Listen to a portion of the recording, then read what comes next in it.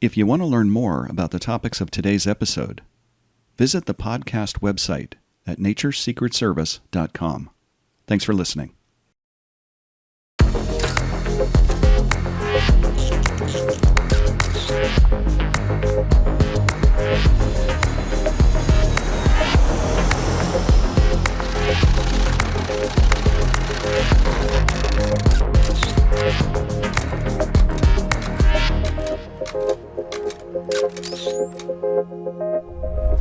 Okay, people, listen up. Here we go.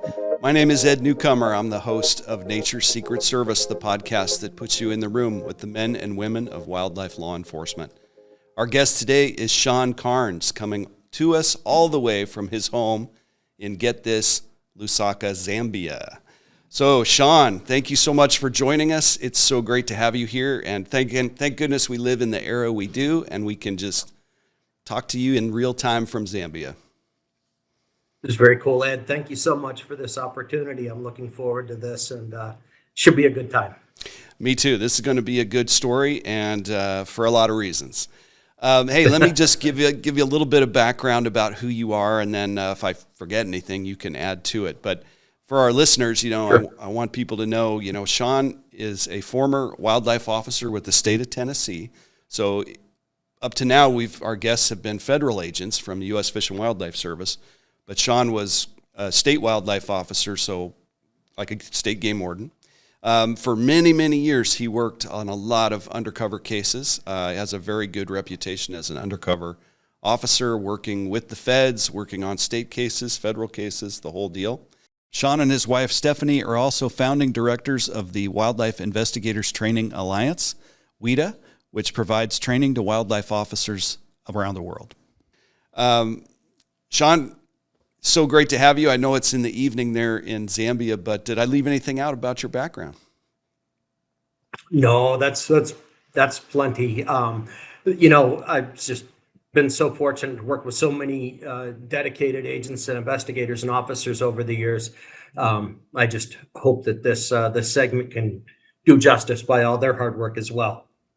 Oh, I guarantee it will. This is fascinating because this is something we're going to come back to during this series of Nature's Secret Service, and that is this issue of caviar trafficking.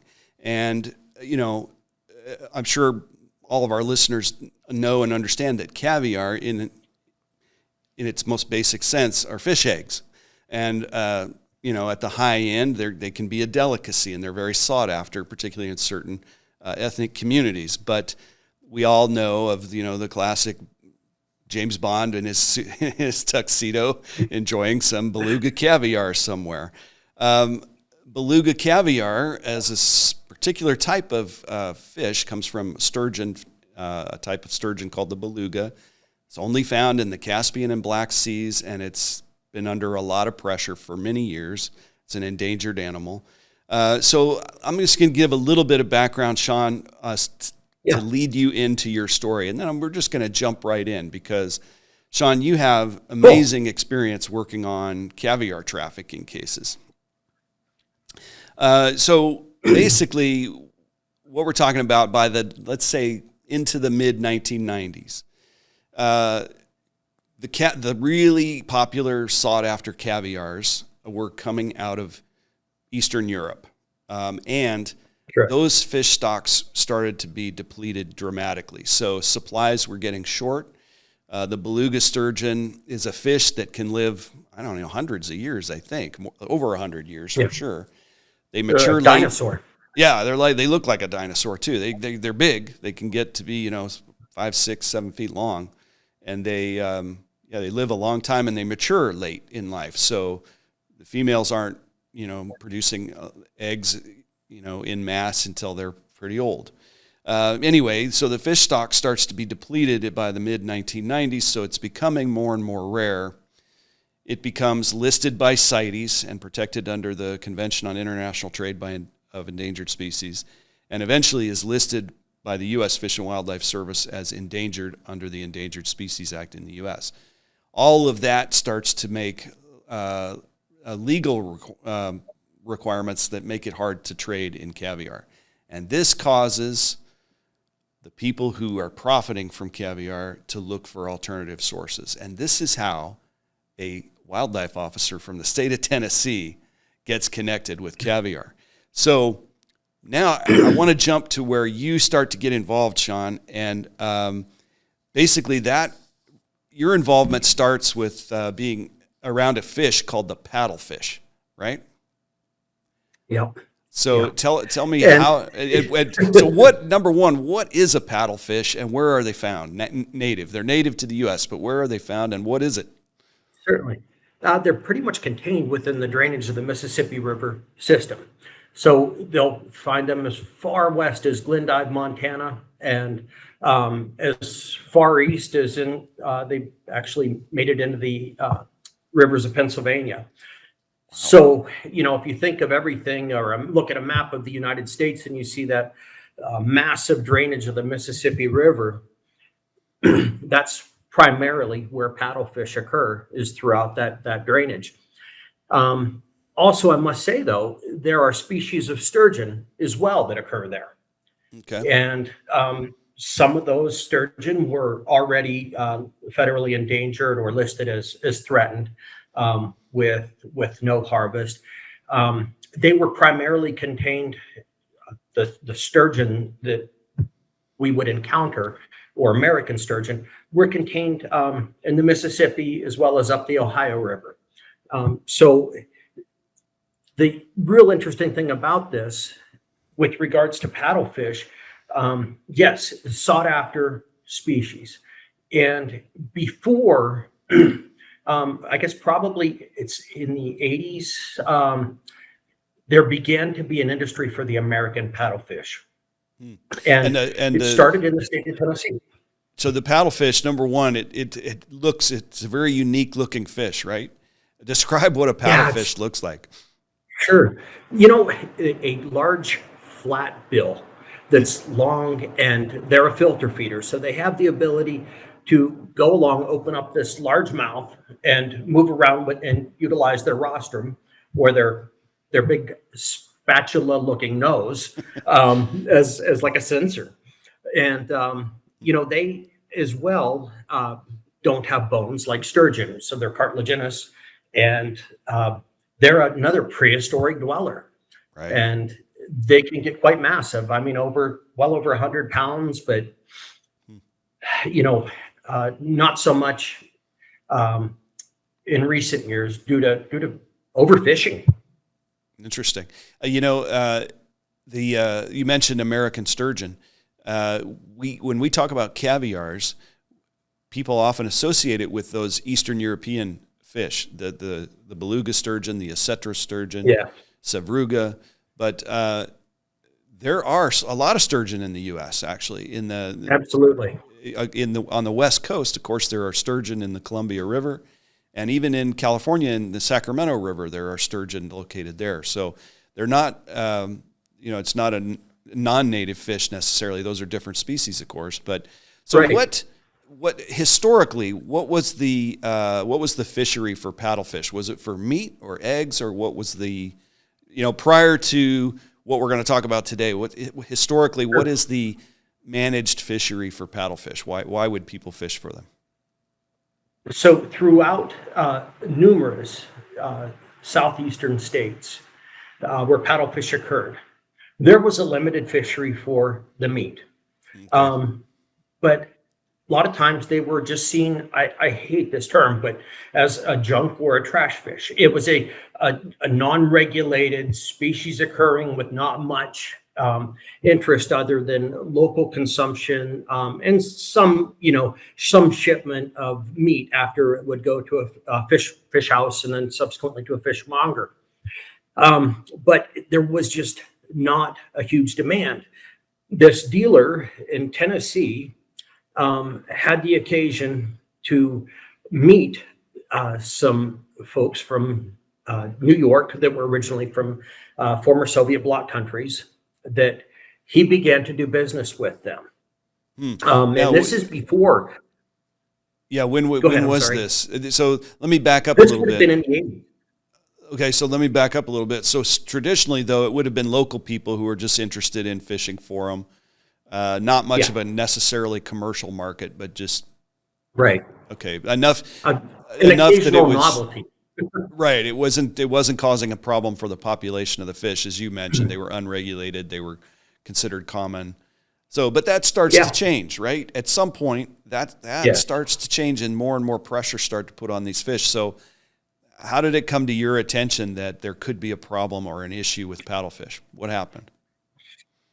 The craziest thing, I started this work in 1994, and in the state of Mississippi. The state of Mississippi had no legal harvest of paddlefish whatsoever. It was totally closed in protected waters. At that point in the investigations unit in Mississippi, we began to have some complaints that there were people from Tennessee, buyers, that were dealing with people because of the demand was increasing so much that they would go risk their necks and solicit these folks in an entirely closed state to catch paddlefish. They taught them how to process the roe because it's a very timely process, has to be done very soon. And ultimately, there were a group of people in Mississippi who I had the occasion to begin to interact with on an undercover basis and learn that, hey, those folks from Tennessee are coming down here, those buyers, they're driving the prices.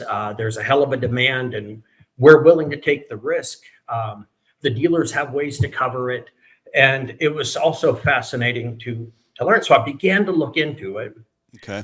And right about this time, I had the opportunity to relocate to Tennessee, which, being from the northeastern U.S. originally, I'm fond of hills, and so it was a great opportunity. And I had been working in conjunction with joint operations with Tennessee, but I made the move to Tennessee.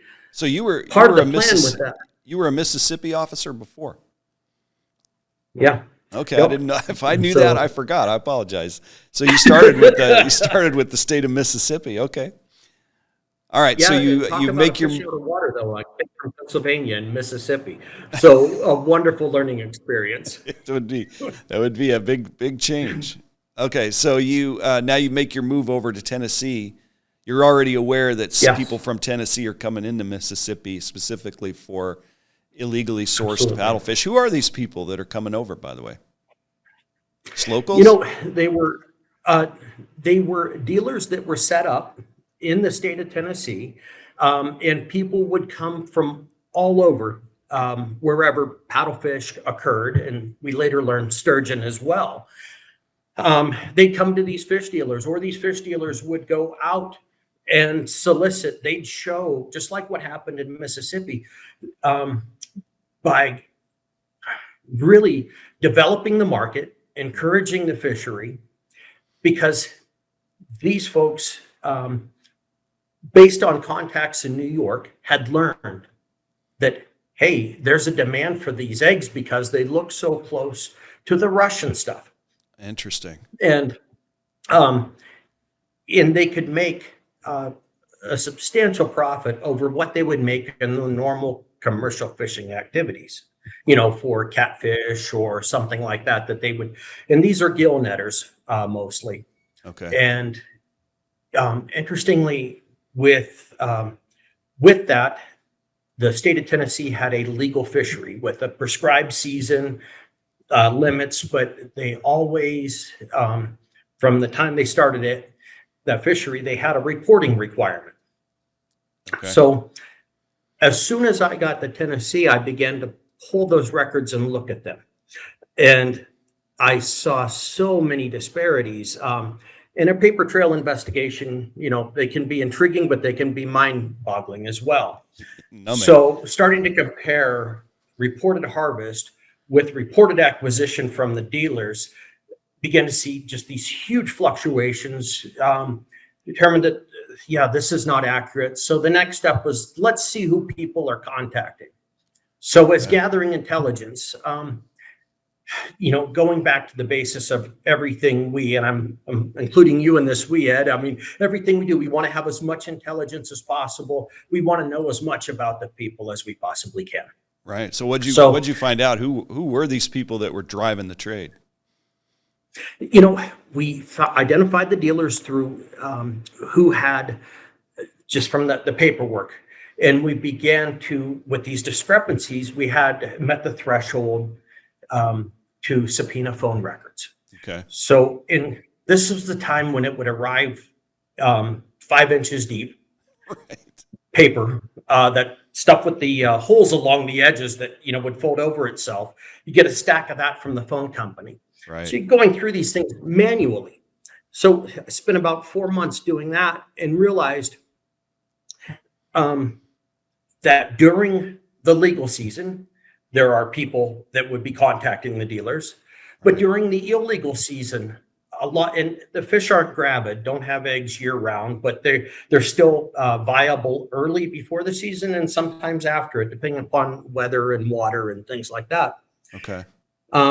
So ultimately began to see a number of contacts taking place after the season. Okay. And thought, well, this is bizarre. So we continued to get complaints from fisheries biologists, and this is vital in wildlife law enforcement, that we have to oftentimes rely on biological data and biologists as well to get their take. They're the professionals when it comes to the species management. Right. I'm a cop, and so they begin to notice, though, through surveys of fish sampling and things that they would do pursuant to their research, that numbers were down. They didn't feel as if, or they felt as if there was a lot of undue pressure. And what was so interesting, because the biologist at that time, the commercial fisheries biologist, had to have a conversation regularly with these dealers. Uh-huh. Well, they began to rat to him about other dealers. Okay. So the dealers are telling the biologists that there's nefarious activities taking place, right? Yes. So let's not us. Yeah, right. Exactly. So let's jump ahead a little bit so that now you're on to something. Are these these people, though, that are driving the trade? They're not from Tennessee, right? I mean, who's interested? Who's ultimately interested in these eggs, right? This is what was so fascinating about looking at the phone records, was you'd see fishermen, whether in legal season or closed season, their conversations with these dealers. And then you'd see the dealers in Tennessee, who were called wholesale fish dealers at the time. They, in turn, were having numerous conversations with multiple companies in New York. Uh-huh. There were some in Chicago, some in California, as well as Florida. So we started looking at those companies and realizing that, of course, there's no domestic market for these things in Tennessee to speak of. Right. Everything is going into interstate commerce. And with that, began to realize, when we looked into these dealers in New York and elsewhere, Right. that a lot of these have strong connections, strong ties to former Soviet Union countries. And, New York was and is the hub of it, with large concentrations of Russians, Ukrainians, all living together in Brighton Beach, in and around these high impact areas. Right. Okay. But, so you've uncovered now the commercial driver, and as our listeners will know from talking to other guests, it's commercialization of wildlife that can often drive it to, becoming threatened or becoming extinct. So now you've discovered Absolutely. this, this commercial aspect to it. You now have Russians involved. Presumably they're trying to find replacements for the diminishing supply of beluga, etc., sevruga, all the sturgeons out of Eastern Europe. So Yeah. And now you've got Lacey Act potential charges because you've got state violations followed by interstate commerce. So you now have a federal felony to be involved in. So now you've got to deal with these Russians. In order to protect paddlefish in the U.S., you got to deal with these Russians. What's the plan? What are you going to do? This is when the more of the interesting work takes place during the operation. So in 1998, we joined forces with Fish and Wildlife Service and created a storefront operation, bona fide business. And that business was an import-export company. Wow. Now, I have to share with you at the beginning of this, so, when you're brainstorming with your supervisor and your team and everybody, what can be our approach? Why are they going to sell to us? Right. And all the fishermen at that time knew that the dealers would take it and sell it in New York for a substantial profit. Right. We know that some Russians had circulated around through the area from some reports. So we're having this brainstorming session, and I said, what the hell? I'll be Alexander Ivanov. I'll pose as a Russian to the Americans. And wow. I had a boss at the time. He was one of those that would be like, that's never going to work. That's never going to work. And I'm like, God damn it, don't tell me that. Right. We're going to make this, we're going to give it our all. Right. So anyways, yeah, we started Eurasian Trading Associates. And okay. I got to stop you here because number one, you launch right off into an undercover business, which is probably one of the most difficult, labor-intensive ways to do an undercover case because you're running a business. It's an undercover business, but you still have to be responsible for all the money that comes in and goes out. You're running a storefront to the public, to anybody who's driving around or coming into the store. It looks like a totally legit business, right? Yeah, absolutely. Not easy. We had to have it. It's not easy. The amount of work the first year, I didn't take a day off. I was at that storefront or on the road trying to buy every day. Right. And during the creation of this, then we wanted to be believable. We wanted the people from the Southeast to ultimately get word about us, come to us, and come in and in their minds interact with a bona fide Russian that's going to be buying my caviar. So we had to have the whole place look. A funny story, I had like a whiteboard behind me with fake orders and everything written in Cyrillic and had all sorts of notes in Cyrillic. And one of the questions we asked was, what if the real Russians show up? And we're like, we'll deal with that when it gets here. Let's get these guys because they're doing the damage. And if anybody understands, we're in Fish and Wildlife, we're not like the FBI. We're not like the DEA or any of the other alphabet agencies that have these huge budgets and have an incredible support team. It's it's going to be a handful of us tops, and that's on a good day. So with that, we decided that we were going to launch this business and send out a flyer that, hey, we're a licensed buyer, and we're here.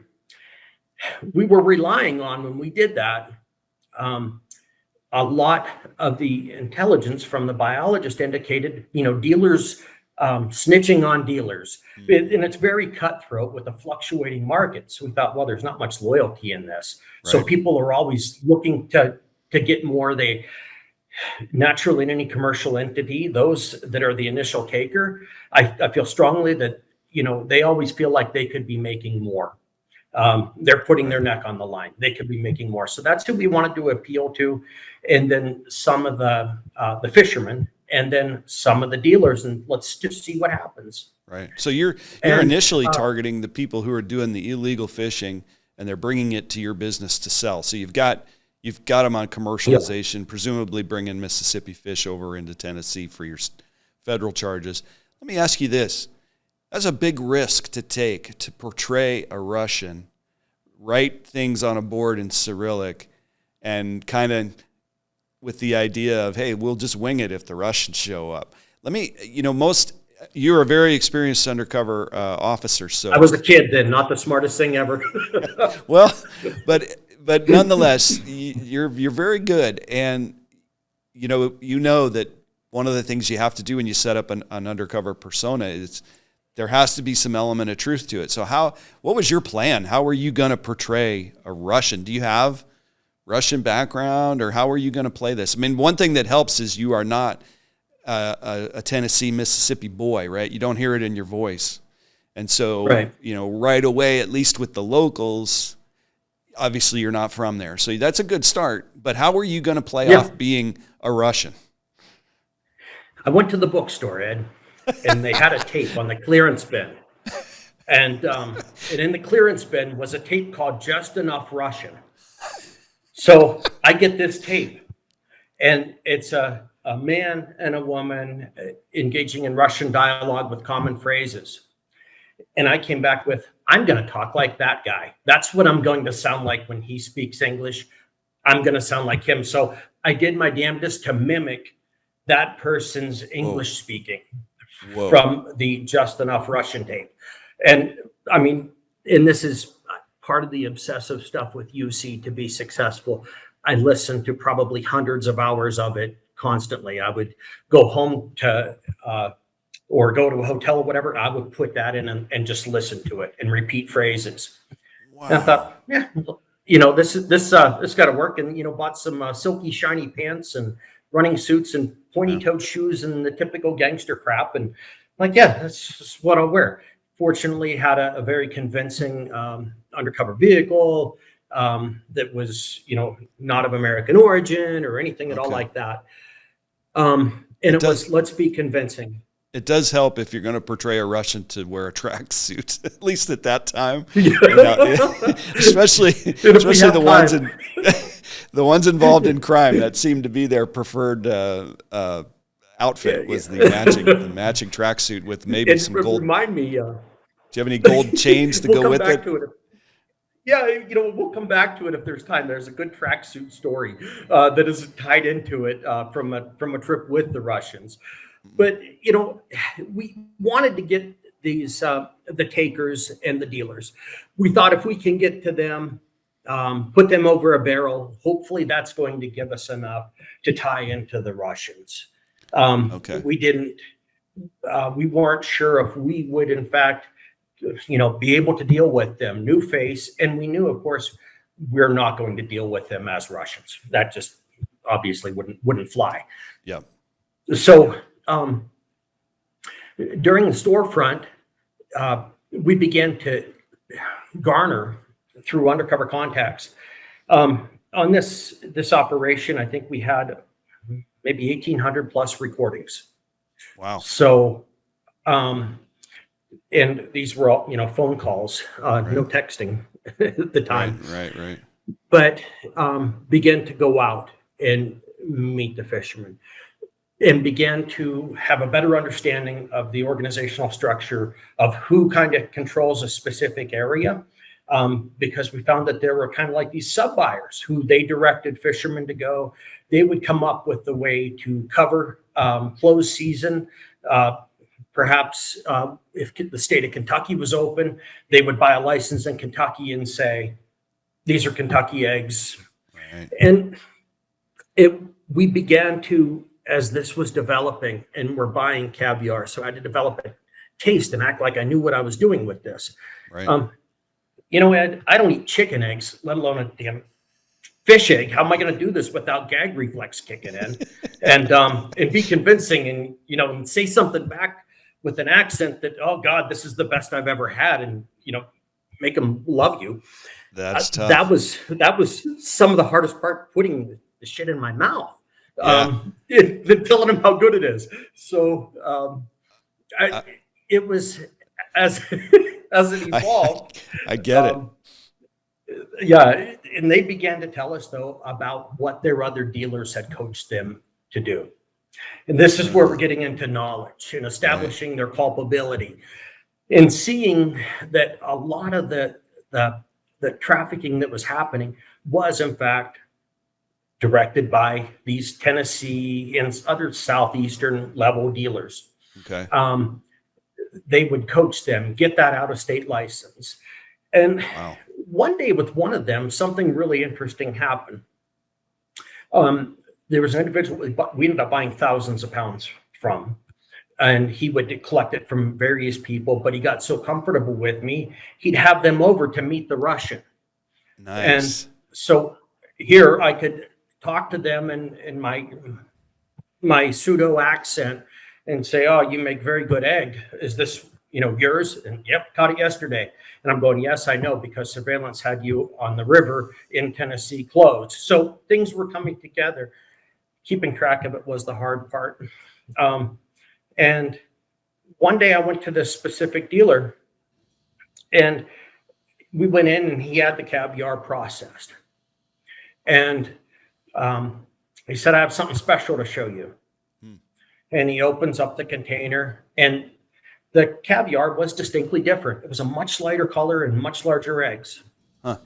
And I said to him, "Oh, this is beautiful. This is what I'd love." He says, "Now, this is endangered." It was a sturgeon out of the Mississippi River. Whoa, And nice. I'm like, "Oh, did your other dealer coached you or told you well how to separate the eggs?" He goes, "Oh yeah, he made sure of that, and he always paid us more." So Nice. those recordings play well against the dealer. Those recordings, of course, play well against um, the the defendant. Absolutely. And so we found that they would open up and want to tell the Russians how clever they were. Right. They're almost bragging And now about their skill at being illegal, yeah, right? yeah, totally. And this is none of that was very instant. That was first first year and a half. Okay. It took. We use the phrase. When we do our training, they had to progress their way to the dance with the bad guy. So it's just a matter of buying legal, not asking too many questions, Yeah. and gaining their trust. Right. And it got to the point that we had so much in, and we realized, we're buying, we have to sell. Yeah. Okay. And as the government at that time, so the storefront ran from 98 to 2000, almost 2002. Okay. So 4 years. Wow. But as the government, it's incumbent upon us to put public safety first. Right. So anything that we would buy, we would send to the forensic lab to identify species to make sure, because sometimes you're looking at all these eggs. But also, we were having random lots tested for contaminants Right. throughout the drainage. And, we don't want to be responsible for this. So we exercise as government due diligence as much as we possibly can. Right. We had this caviar, and we were the funds were running low, and I'm sitting in the storefront one day. And one of the informal ways Russians would answer the phone would be "allo," kind of like hello. And Right. so I'm like, I can do that because the guy on the tape told me I can talk that way. And so I answer the phone at the store, and I say "allo," and the guy on the other end of the line says "allo," Oh, shoot. and I'm like, all I could think of, Ed, was hold. Yeah. Oh, And I shit. set the phone That's an down. oh shit moment. Took about The Russians have reached out to you. Now what? yeah. And I didn't feel like anybody was going to show up, because here we are nestled, kind of in a town on the Tennessee-Georgia line. Right. Not endorsing the band, but that's where we were at. I guess we were the first ones. Okay. And so, anyways, this guy on the other line, I'm like, oh my God. All right, deep breaths, deep breaths, deep breaths.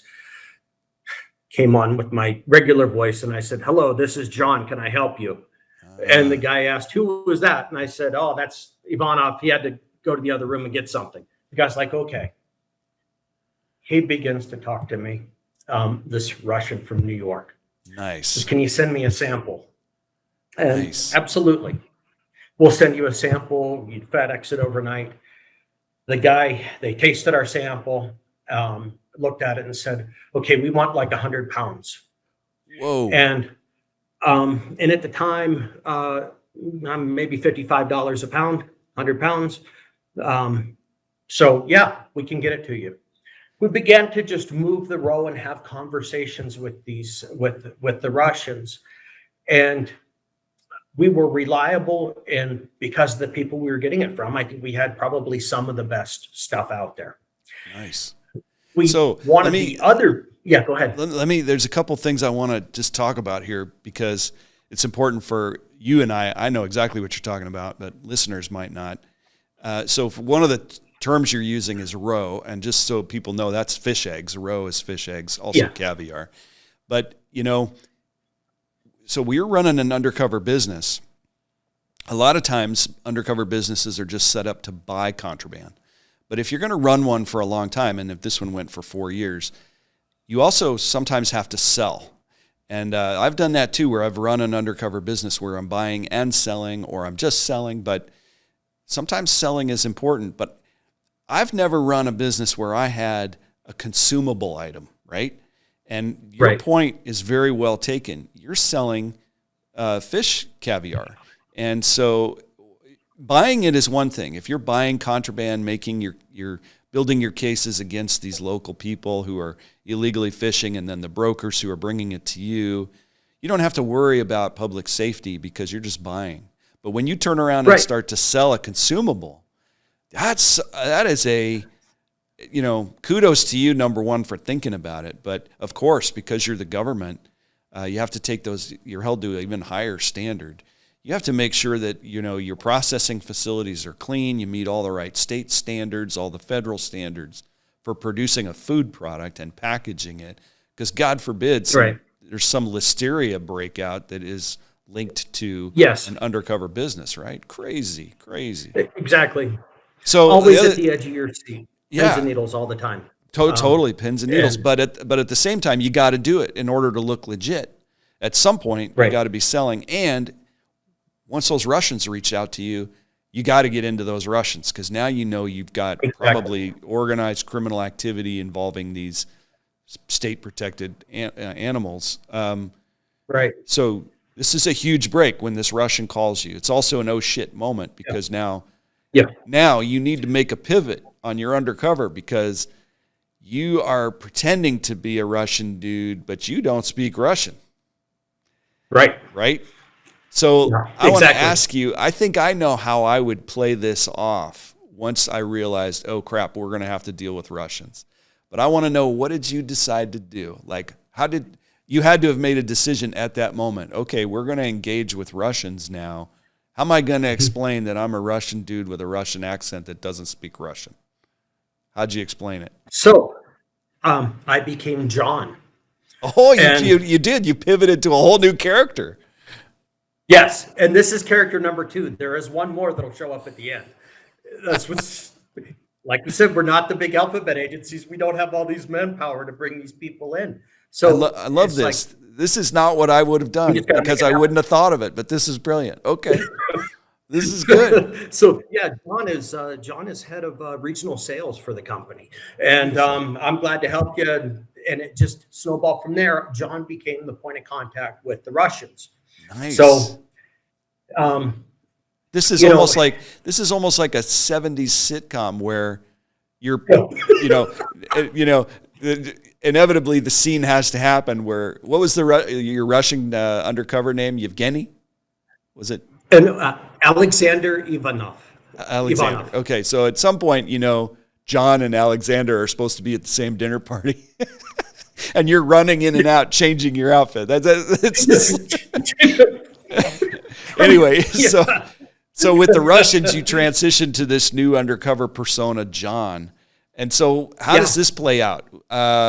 What happens? Now you're going to develop cases against Russians in New York. Anywhere else? Where else were the Russians? They directed and led a lot of that. That was the beautiful part, and that's what ultimately led me to meet Ed Newcomer. And it's out in LA. But what was so fascinating, by day, that we joked about it, by day I'd be Alex, I'd be buying caviar from the Americans.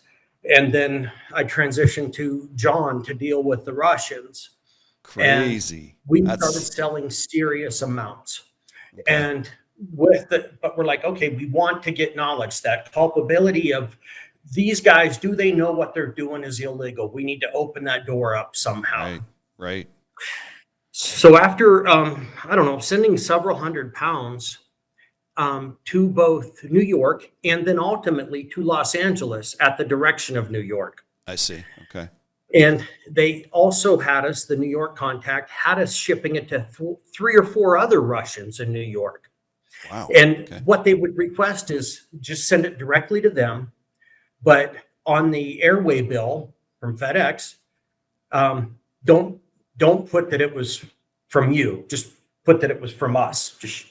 And Huh. we want to be sure. And I'm thinking, oh, that's great, but we're going to have to interact with these other people if we're ever going to figure out, more about them. Right. So while packing up Caviar shipped to them, I'd always drop a handful of business cards in the box. Nice. And then ultimately they started contacting us independently to get it. And everybody was behind everybody's back.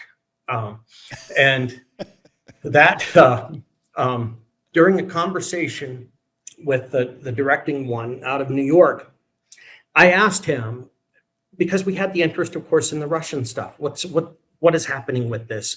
And you'd hear about instances at JFK or LA where couriers would have it in their suitcases, and be apprehended at the port, and thinking, how's it all coming in this way?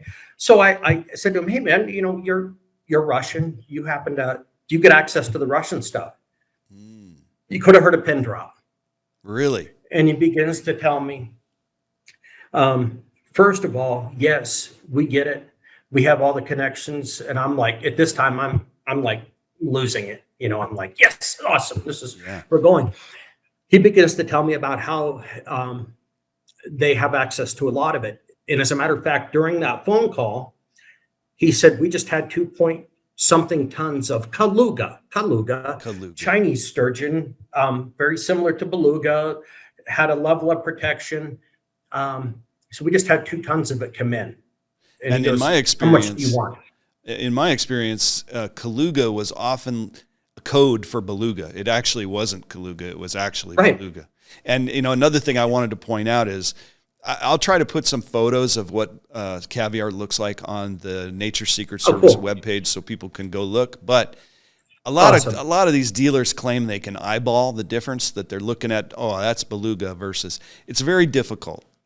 Yes, sometimes the eggs are a little bit bigger than other species, but in my experience, it's very difficult to eyeball. So as you were doing in this case, law enforcement often sends these to specialized labs that can do DNA testing and tell you exactly what animal it came from.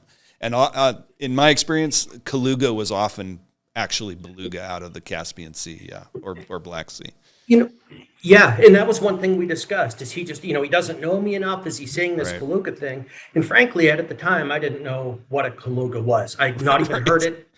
So immediately, one of my first kudos out to Fish and Wildlife Service agents, Gary Phillips was our case agent.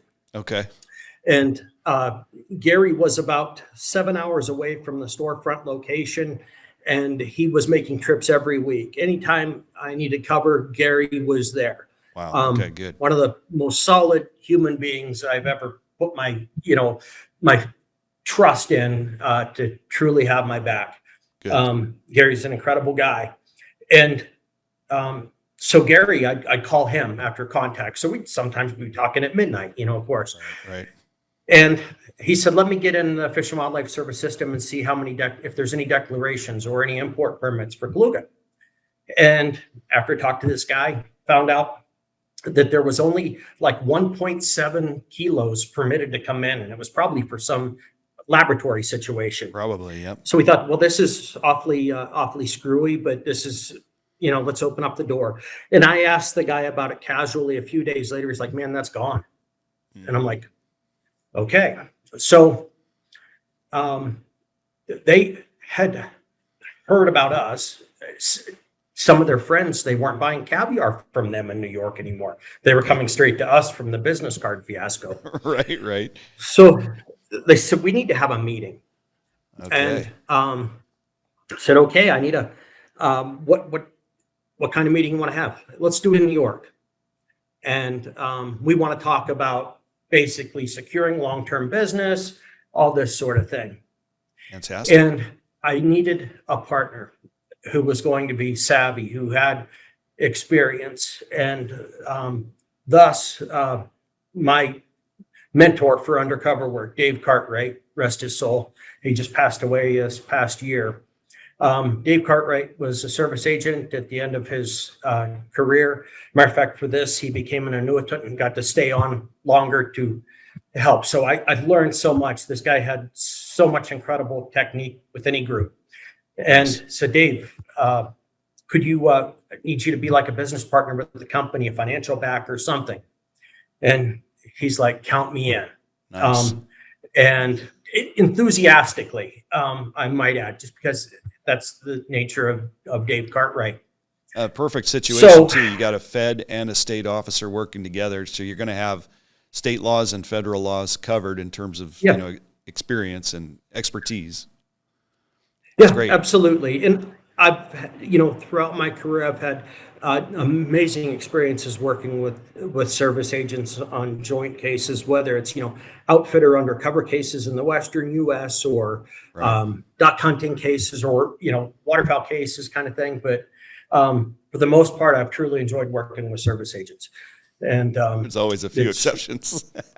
Yeah, there's a few exceptions. That'll be a different episode. We'll talk about that. Yeah, well, I notice I'm not on their Christmas card list either, but that's okay. Yeah, that's okay. That's one of those. We all know who those, and you know what? More importantly, those people know who they are too, right? Yeah, absolutely. So you and Dave are going to actually go up to New York and have meetings with Russians. This is hardcore now. Yeah. Okay. So tell us about that. And, what happens? Well, we go to, and mind you, we had been sending in their direction, like I said, to LA as well. So we knew we had an element there.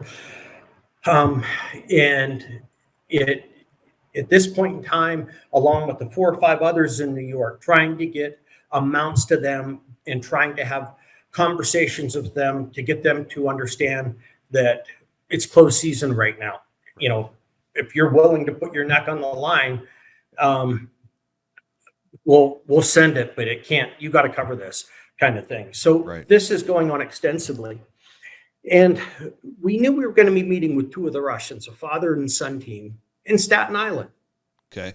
So we flew in and to New York, and Cartwright was kind of the financial backer, and he was of the demographic and age, and he looked sharp. We rent this big ass boat of a Cadillac, and we cruise on out to Staten Island, and just have very common conversation with the guys. We're laying eyes on them, and they're like, "We're gonna go eat." And okay, well, where are we going? Said our friend of ours has a restaurant in Queens, and I'm like, okay, this sounds interesting. And what's it called? And he names the restaurant Troika. Mind you, we had a cover team, Gary Phillips from the South and a couple other folks, and we also had the team of agents in New York City. Okay. Who, I can't stress the importance of cover teams enough. We do too many of these Lone Ranger things, and it's not best practice. It was reckless, and I was grateful to have this cover team, and especially the New York agents, because they knew the back roads. They knew how to get around in New York. Yeah, New York, Los Angeles. Those are not easy places to run a cover team that doesn't get noticed, right? Yeah. Yeah, exactly. And so when we couldn't convey to them, we had a body wire transmitting to the cover team. And of course, that time, very limited duration of power. We didn't know how long or what. We didn't know any particulars. But fortunately, our case agent, Gary Phillips, says, let's go with it. I trust them. They can decide. So we go out, the Russians from Staten Island get in the car with us, and we pull in front of a place in this restaurant, says Troika over the door. Ironically, there's another Troika. But Like, oh, okay, this seems pretty cool. Guys, who are we meeting? What's the story? And they're like, well, his name is Jan. And we're just going to have lunch with them, talk to him a little bit. And we just want to show him you guys are cool. And and we want to talk to you guys about cornering the business. But more than anything, we're just looking for Jan's approval. Okay. All right. So now, I mean, you're thinking this shit's amping up a little bit. Yeah. This you're is moving up bizarre. the chain. Yeah. You're moving up the chain of seniority. Yeah. Okay. We walk into the doors of this beautiful place. And as we walk into the doors, sure as shit, there's two guys standing there with the freaking nylon sweatsuits on in the lobby.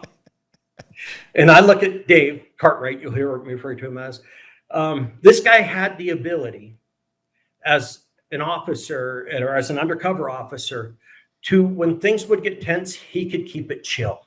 Right. Or he could de-escalate in such a natural way. Nice. Or he can make you laugh when you needed it. Important skill. So we walk in, we see these guys, and they're like, we're going downstairs. So we start to proceed down a marble staircase that continued to wind underground. It's in the basement with these brass railings. And I'm realizing at the time that our transmitter is not going to transmit out of here. We're surrounded by cement and steel.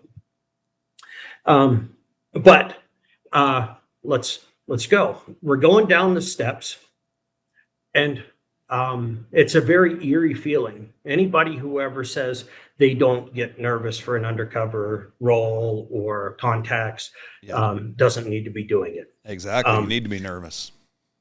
Yeah. And I'm nervous. I don't know what to expect, what's going on.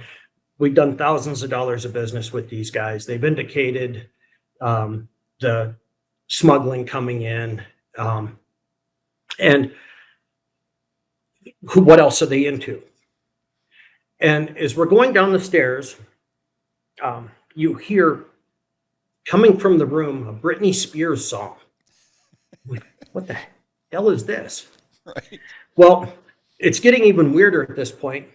And Cartwright's beside me, and he looks over and he says, I've always wanted to go out like this.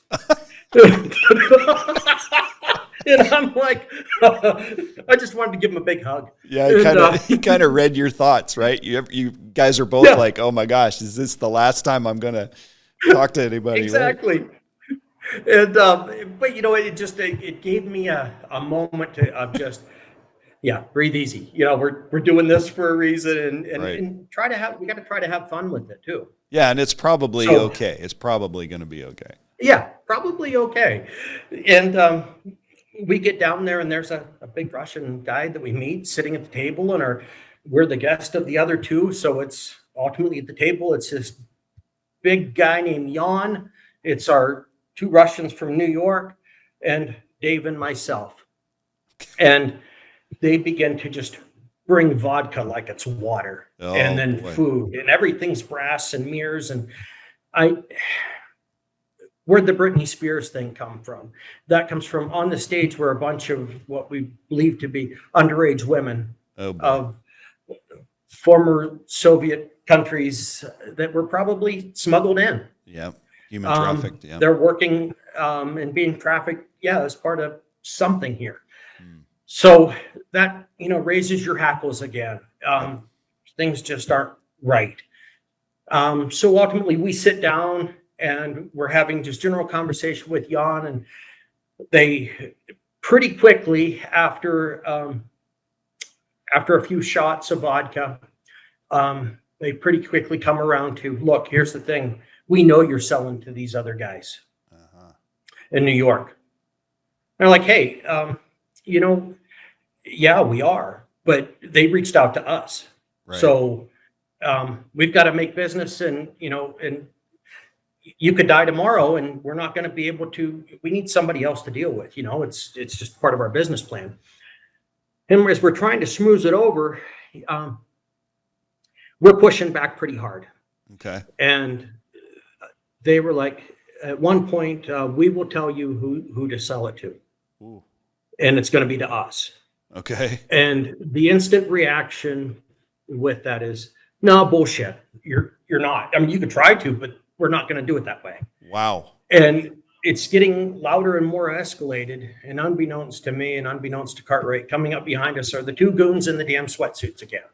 Holy shit. And all we could think about was turn around, look at them, and be like, oh, what the hell moment? What is this shit all about? We were talking business, and you got Igor and Gunzo here over my shoulder. What? This is bullshit. We'll just leave. And ultimately, Jan, the big guy at the end of the table, puts his hand up, motions them back, and speaks Russian to them.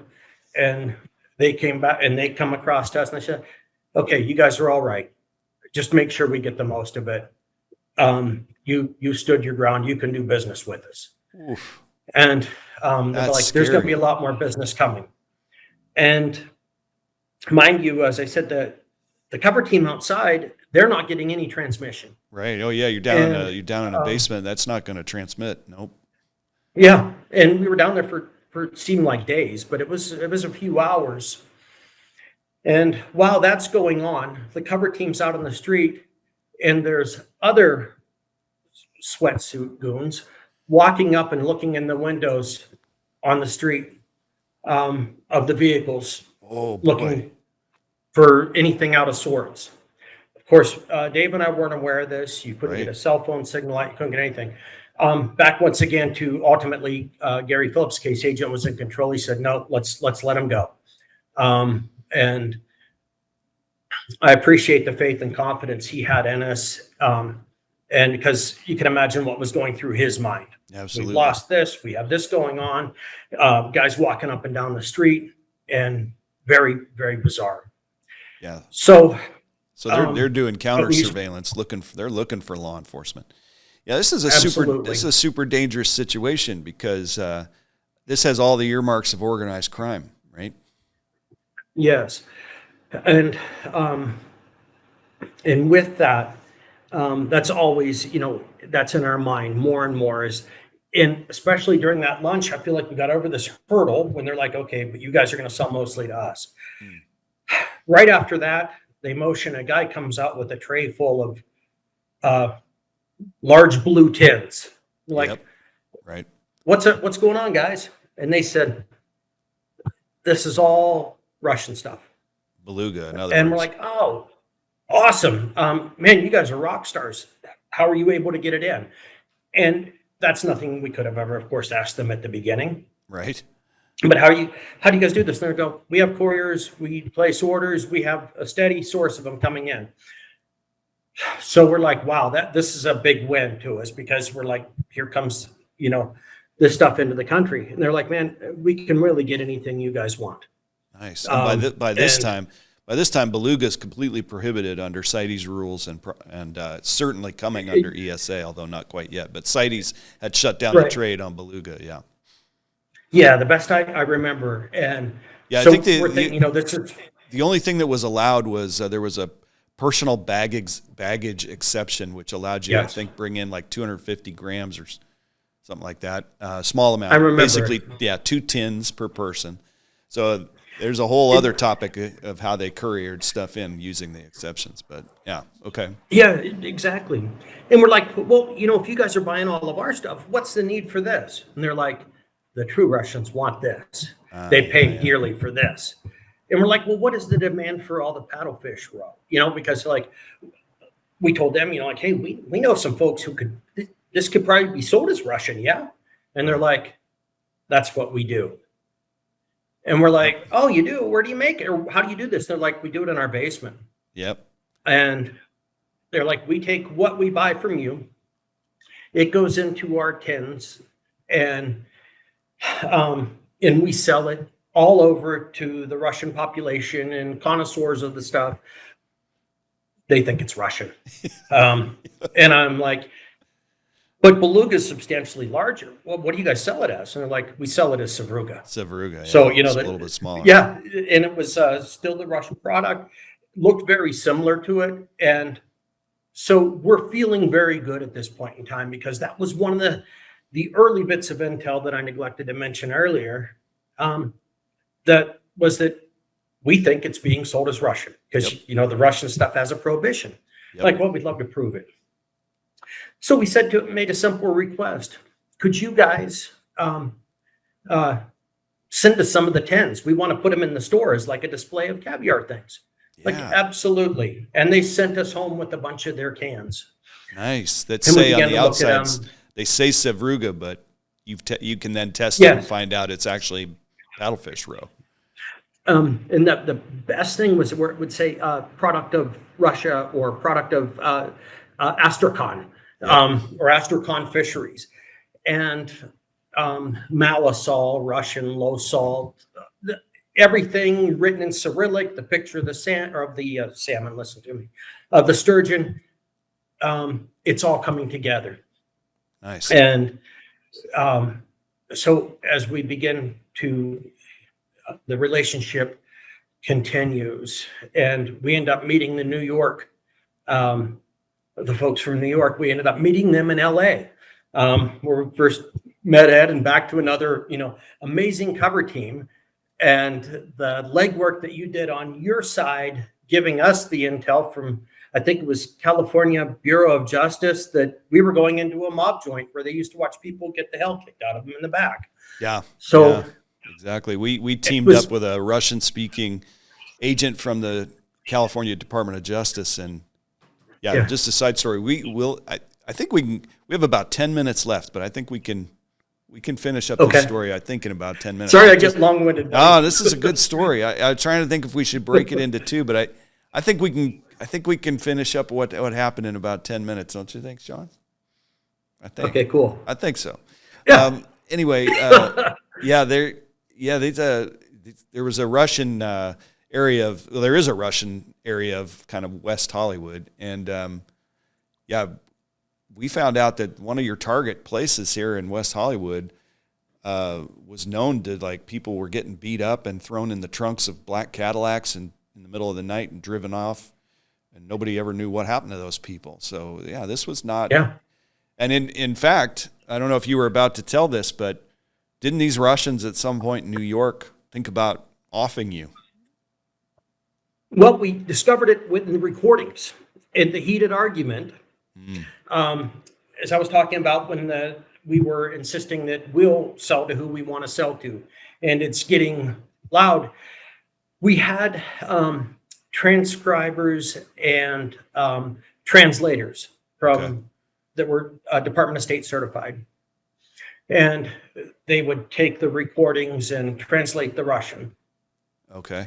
So during that heated conversation in New York, the one that ultimately the big guy, suppressed and said, okay, everything's cool.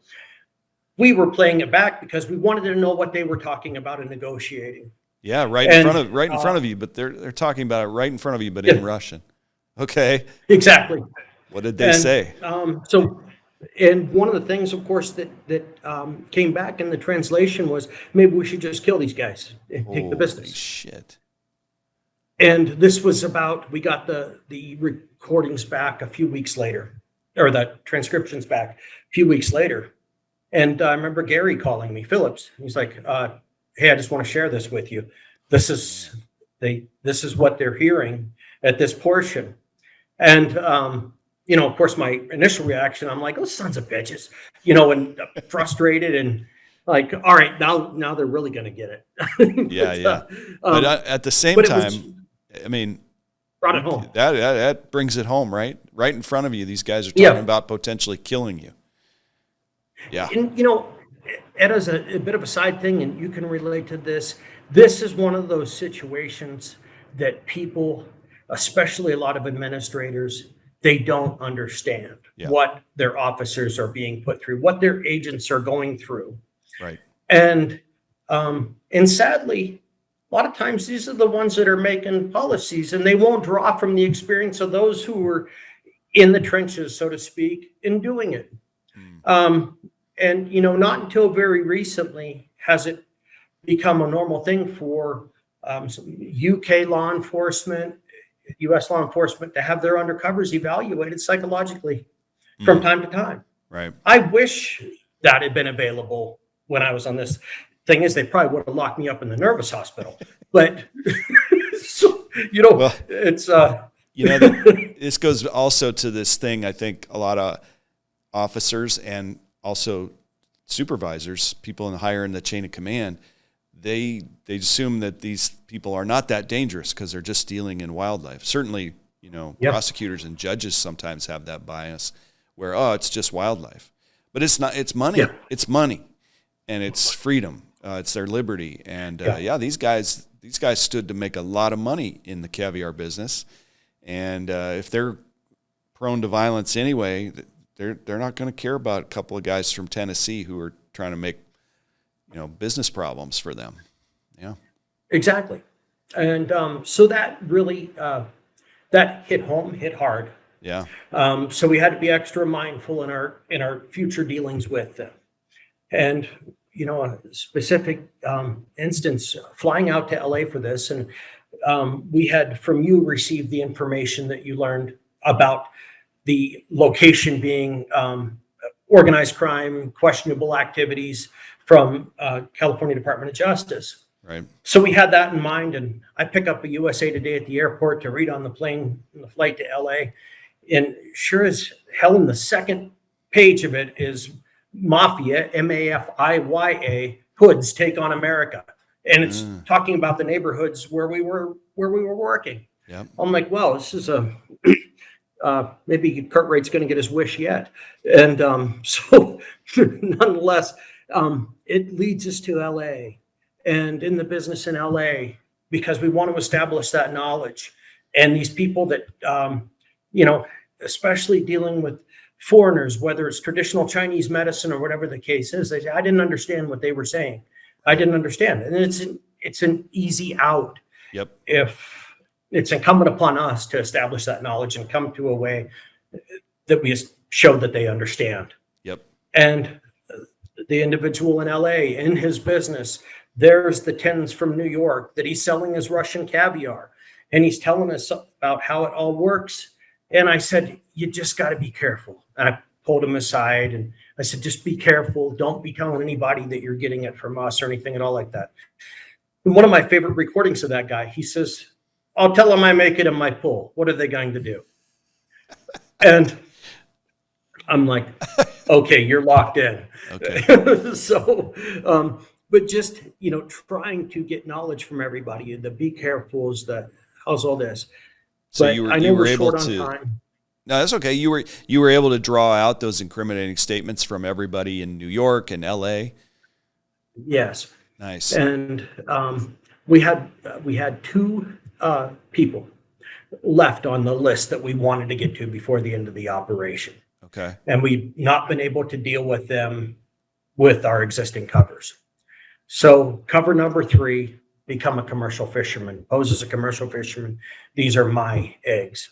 Okay. And the next thing, New Year's Eve, Gary Phillips and I end up in a snowstorm in the middle of Illinois, meeting a Russian with the hand tattoos and all the crap, who we later learned was on the radar of the FBI in Chicago for the longest time. Whoa. Okay. And for his various nefarious acts in life. Right. And it was interesting with him, his English was not good. And now I'm talking as a redneck. So third cover in this thing, I'm trying to sell him eggs that I caught.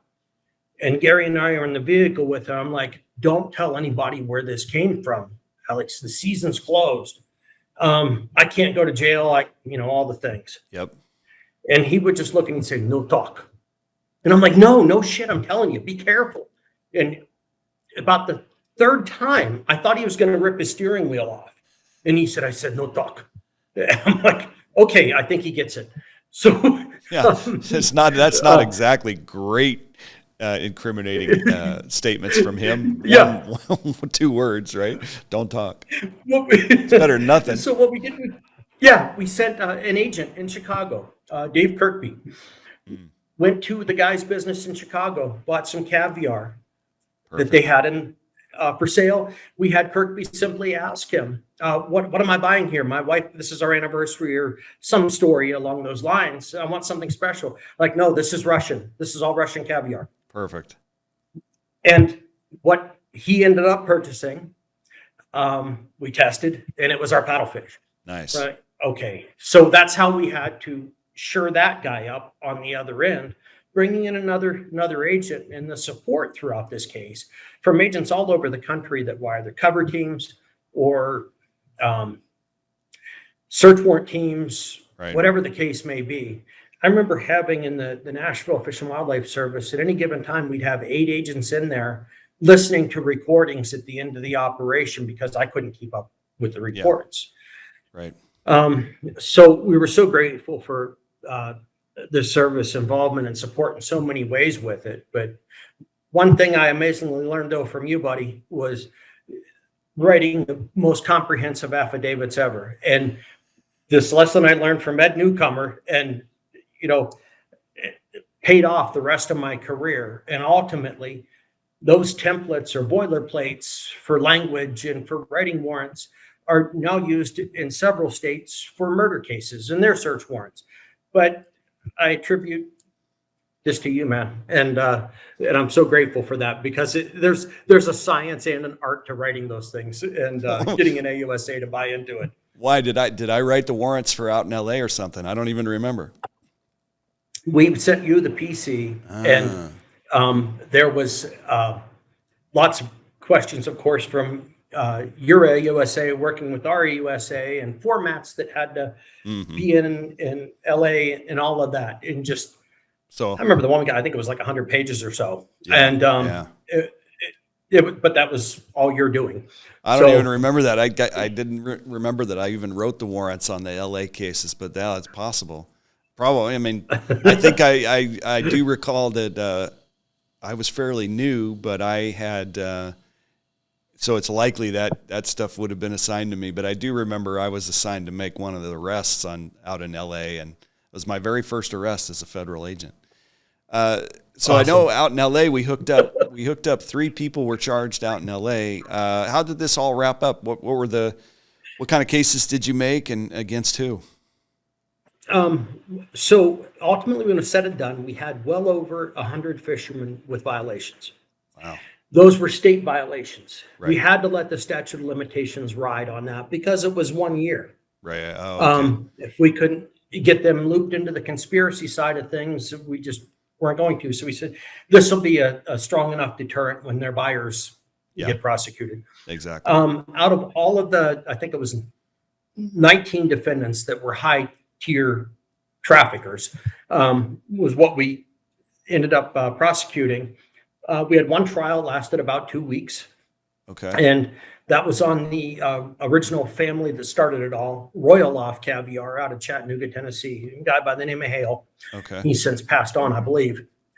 But him and his family was trial. And what was interesting, throughout all the search warrants we began to see on the dealers in America, they would record false names. Yep. So false records under Lacey Act, we began to attribute that and tie that into it. And they were blatant about it, like Mickey Mouse sold us this. We found in the industry that people would pimp their daughters out and then hold it over the head of a married fisherman. We found in the industry from the Russians, we began to get high-end counterfeit goods that they were also dealing with in New York. Right. And we were swapping that for Caviar as well. The things that they were coming up with, at the time, the predecessor of Homeland Security, I think they were called Customs. Yeah, U.S. Customs. So everything would go to the Customs lab, and Customs lab came back with this is some most high quality stuff that we'd ever seen. So it was great. We brought in other agencies. We had a tremendous AUSAs, and we had support all over the country from people when it came time to take it down. I think the final, everybody either was found guilty or pled guilty. Nice. Except for one family member who played an incidental role, and we weren't able to get him tied into it much. Okay, so he wasn't even charged, but otherwise you had 100% conviction rates. Yeah, he was charged. In all fairness, he was charged, and I think he may have got some sort of diversion. I see. Situation or something. I can't remember what it was, but everybody else got hit with the felony Lacey Acts. Nice. We, of course, we explored RICO. We met elements for RICO. we were looking at, wire fraud, all of the things. But ultimately, with the attorneys, they had some high power ones. The guys in LA, they had a guy who was Yeah. an attorney, ESPN's attorney during the O.J. Simpson Right. trial, and he was their commentator. So, he's coming back to Tennessee because we had venue. That was the offended venue. Right. And we had a great AUSA who was an agent's AUSA prior to his time. He was a state investigator, and then he ultimately became an AUSA. So he was great to work with. And After we after recovered this trucks. after this was all over, did you notice a difference? Was there a change? Was there less pressure on the paddlefish? What'd you see was the outcome? So the dealers, yes, they for a period of time they were severely limited because some of them went to prison. I think we had 24 months on the Hales, Nice. the federal lockup. Lots of probation, dealers, things like that. So things calmed way down. But a really interesting thing that did happen, I heard about it after the fact on the Ohio River in Indiana. A couple of Russians, bona fide Russians, showed up trying to buy from people. Yep. And this is in another state, but the people wouldn't deal with them. They're like, no, you're undercovers. Interesting. That's what you want. The rollover effect that we had. That's what you want. But all in all, things went really quiet for a period of time, and then it began to experience another resurgence, where we prosecuted a few more people overtly, of course, at that time. But all said and done, I think there was 19 defendants, most of them out of New York. We had the dealers out of the South. And I feel like what we were able to uncover was definitely improved regulations, improved reporting, more stringent accountability for the industry. Right. And that was a direct result of the operation and what we knew and what we learned. Ultimately, the search warrants in New York and in LA, they recovered those same tins that were full of paddlefish. Yep. In New York, it just like they said in their basement, there were freezers full of smuggled stuff that you could oftentimes tell by the cans would have chip paint. But on the Russian ones, but then they'd have the duplicates and the labels that were made right there in New York. Yep. So what we went into the operation with the goal to understand what's happening with this. Is it being falsely labeled? Is it just being sold as paddlefish? And they laid it out for us, so much so I would get calls, this is like cocaine here. We need more. Can you get more? I'm like, it's the middle of the summer. They're not even gravid right now. Right. So the demand was incredible. And along with that, a number of the individuals post conviction or throughout the prosecutorial process began to cooperate. Yeah. And open eyes to other things. Yeah, I was going to say your case actually led to the development of some informants in Los Angeles that I worked those informants for years after you did your takedowns on this case in 2003, 4. And yeah, I worked those informants for years, and it led to multiple other Caviar cases in the Los Angeles area and on the West Coast involving Russians out here. So it's a lot of times it's just a matter of whack-a-mole. We whack down a certain organization for a while, and it takes the pressure off the species, and then it comes back, and we got to whack them again. But Shawn, I think this is an incredible story, and I think there's more to talk about with regard to Caviar, not just paddlefish, but the American sturgeon and the sturgeon that occur in the Columbia River as well as the Sacramento River. And there are some other state and federal officers who've worked on Caviar cases before. There's more to talk about, and I'm sure we will revisit this on future episodes. Tell us a little bit, just briefly, what is WIDA doing? And, if anybody wants to learn more or donate, you can go to WIDAtrain.org and see the website. But tell us a little bit about what you're doing there in Zambia. Absolutely. I mean, we were founded in 2018. We ultimately evolved into a 501c3 nonprofit organization. My wife, Steph, who has been in law enforcement for 20 plus years in the state of Colorado, is a wildlife law enforcement and a wildlife biologist. She's our executive director. I'm director of training and investigations. And over that time, we have trained over 3,000, whether it be rangers, investigators, prosecutors, or magistrates. Nice.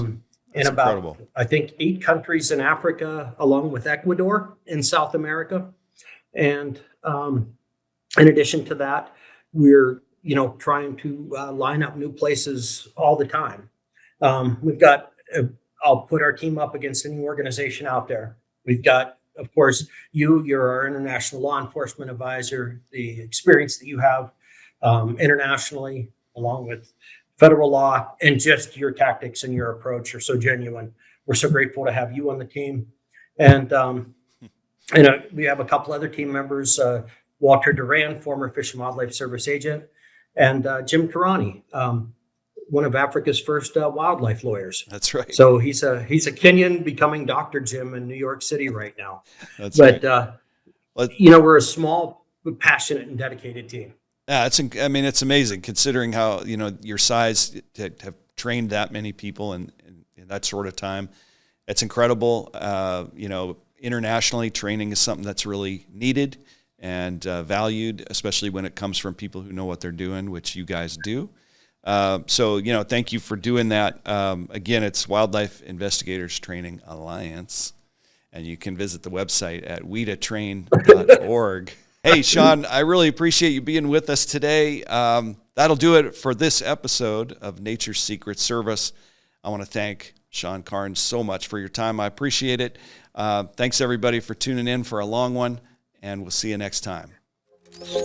Nature's Secret Service is written and produced by me, Ed Newcomer, and is co-produced by the DHTV team here at California State University, Dominguez Hills. Follow us on social media and connect with us online at naturesecretservice.com.